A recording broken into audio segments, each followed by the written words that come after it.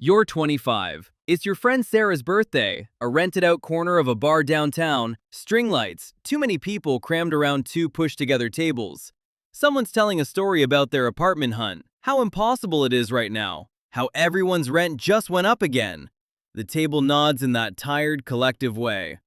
Someone else jokes about eating instant noodles for a week after a car repair. Everyone laughs because it's not really a joke. Then it's your turn. Someone across the table asks the question that always comes around eventually. So what's new with you? Still at the same job? You shrug and say, yeah, same job, nothing exciting, still figuring things out. It's the answer you always give. It's easy, it costs nothing, nobody questions it. What nobody at that table knows is that 6 months ago, you opened your banking app on a random Tuesday afternoon and watched a number cross 7 figures. You didn't tell anyone. Not your parents, not your roommate, not the person you've been seeing for 4 months. You closed the app and went back to answering emails. Here's how a kid who couldn't afford to fix his own car at 19 ended up here, and why, even now, he hasn't said a word to a single person he loves. Rewind to 18. You're not special, and you know it. You're taking classes at a community college 2 towns over, working weekend shifts at a hardware store, splitting a 2-bedroom apartment with a guy from your high school class you don't even like that much. Your car is older than your youngest cousin. You keep a running mental tally of your bank balance because you have to. There's a regular customer at the hardware store, an older guy named Walt, early 60s, shows up every couple weeks buying weird specific things. Hex bolts, gasket sealant, replacement parts for machines you've never heard of. One slow Tuesday you ask him what he's building. He laughs and says he's not building anything, he's fixing vending machines. Says he owns close to 40 of them scattered around gas stations, laundromats, break rooms across 3 counties.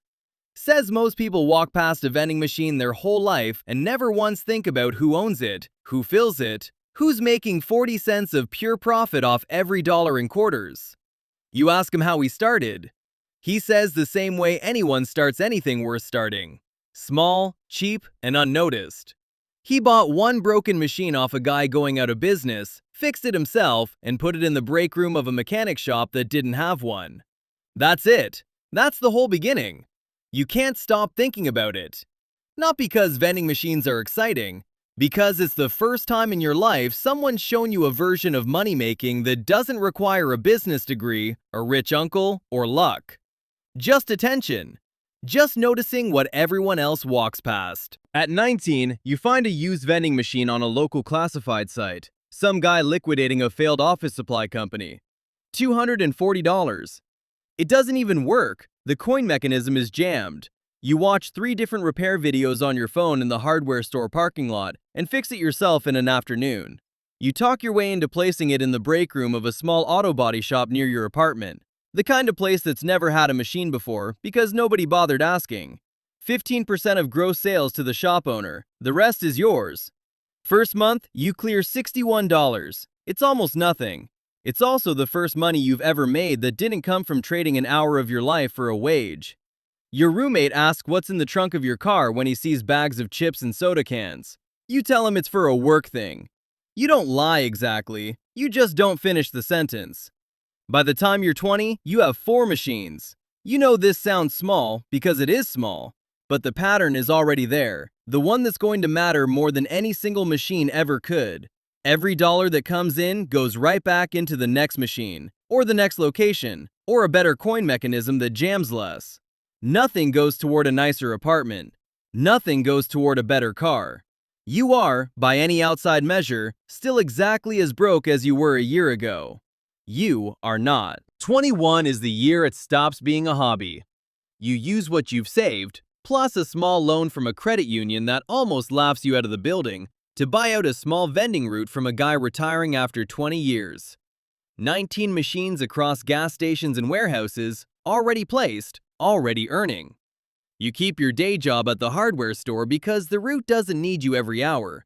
And because a steady paycheck means nobody asks questions about where the rest of your time goes. By 22, you've stopped fixing machines yourself. You've hired a part-time guy named Ruben to handle restocking and repairs, paid in cash, no fanfare. You've built a simple spreadsheet that tracks which machines are underperforming and which locations are worth walking away from.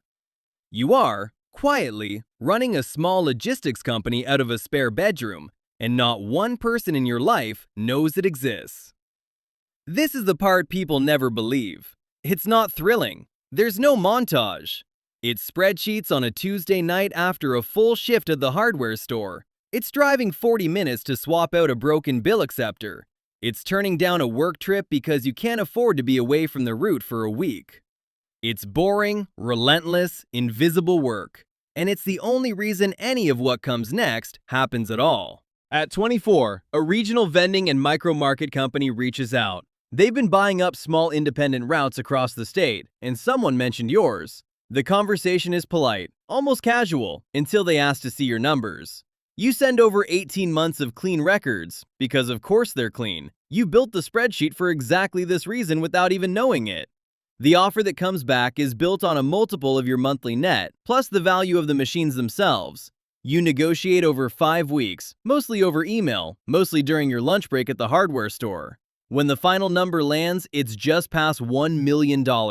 Not combined with savings, not stacked with anything else. The route alone. You sign the papers on a Thursday afternoon in a parking lot, sitting in your car, using the store's Wi-Fi because your phone plan doesn't have great signal out there.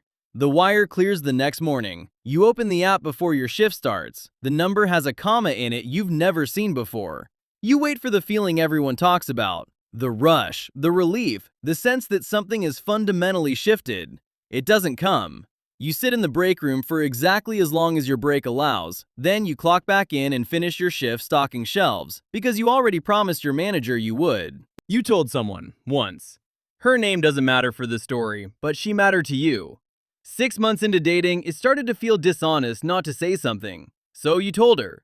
Not the exact number, just that things were better than they looked. That you had savings most people your age didn't have. For a few weeks, nothing changed. Then it did. She stopped offering to split things. When you gently brought it up, she said you obviously didn't need her to, and there was an edge in it you hadn't heard before. Small things shifted. Which restaurant she suggested, how she talked about her own job stress around you, like it was a performance now instead of a conversation. You weren't a partner anymore in the same way. You were a resource with good listening skills. It ended a few months later, quietly, the way most things that were never quite broken but never quite right tend to end. She wasn't a villain. You don't think she even fully realized what shifted in her. But you learned something you can't unlearn. Money doesn't just sit quietly in an account. Once someone knows it's there, it changes how they see you, whether they mean it to or not. So now you don't tell people, not because you're ashamed of what you built, because you're protecting what you have left that money can't touch. The hardware store job doesn't make financial sense anymore, and hasn't for over a year. You keep it anyway. It's the last unchanged thing in your life, the one place where nobody's growth trajectory conversation applies to you, because you have no intention of climbing that particular ladder. Your manager pulled you aside last month, genuinely excited, talking about an assistant manager position opening up. You nodded, said you'd think about it, said thank you for considering you. You have no plans to take it. You just didn't know how to explain why without explaining everything else. With friends, it's a constant, low-effort translation exercise. They talk about maxing out a 401k contribution like it's a milestone. You remember caring about that math. You still do the group chat bit convincingly. You argue about who owes what on a shared Uber. You wince appropriately when someone mentions a surprise expense. You're not performing exactly. You genuinely remember what that stress felt like. You just live somewhere else now, and you go back to visit that feeling like it's a place you used to live. Your friend Marcus is the hardest one. He's known you since middle school, and he's got a read on you nobody else has. 2 weeks ago, he texted just to check in, said you'd seemed distracted lately, asked if everything was okay. You stared at that message for a long time before answering. What would you even say? I'm fine. I'm just quietly worth more than everyone at this table combined, and I have no idea how to say that out loud without breaking something. Lately, though, something started to feel different. Not the money. The money's been sitting there, untouched for months, doing nothing but existing. It's the weight of carrying it alone that started to feel heavier than the secret ever did. A few nights ago, you found yourself doing something you hadn't done in months, looking up flights. Nowhere specific, just watching prices, imagining a version of your life where the secret doesn't have to travel with you everywhere you go. You haven't told anyone about that either. Not the flights, not the restlessness, not the fact that lately, every time Marcus asks if you're okay, the honest answer gets a little harder to swallow than the last time. Something is going to have to give. You can feel it building the way you can feel weather changing before it arrives. You just don't know yet which direction it's going to break. Back at Sarah's birthday, the bar is loud. The conversation's moved on from you completely. Nobody remembers your vague non-answer from 10 minutes ago. Marcus catches your eye from across the table, gives you that look he's given you for years, half joke, half genuine concern. Says, "You've been somewhere else lately, man. You good?" You look at him for a second longer than you mean to. You think about Walt in the hardware store parking lot, the broken vending machine, the $61 that felt like everything. You think about the girl who stopped seeing you as a partner. You think about the number sitting in an account nobody else knows exists. You open your mouth. You're not entirely sure yet what's going to come out. Maybe it's another easy deflection, the one you've used 100 times. Maybe, for the first time in years, it's the truth. Either way, something in you already knows the silence has an expiration date, even if tonight isn't it. You just don't know yet which version of yourself is going to be sitting at this table a year from now. The one still holding the secret alone, or the one who finally decided it wasn't worth carrying by himself anymore? Thank you for watching. See you in the next episode.